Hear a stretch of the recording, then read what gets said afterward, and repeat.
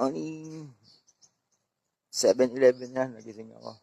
Naligo lang tayo maya. Dito tayo natulog sa hanay ng pulisan natin dito sa Santa Praxedes. Ano naman na may hamog, oh. Shing! Grabe yung hamog. Matindi yung hamog. Sobrang lamig. Doon tayo pupunta. Sa kabilang bundok. Ganda, umaraw ah. Ay! Dito tayo sa ano, John Pels. John Pels. John Pels tayo. Tayo na sir, ito sa sir. Nagmaganda loob sa atin. Sa John Pels tayo. Ano yung produkto nyo?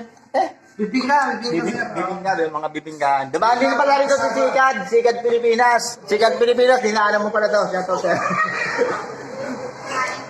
Kumain din dito, sir, Sikad.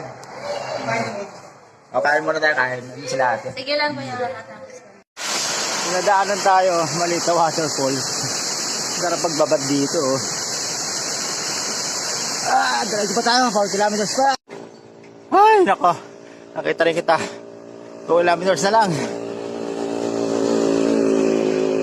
Claveria na tayo. 401, touchdown na natin Claveria. Problema, town proper nila, papasok pa. Bukas dito tayo dadaan.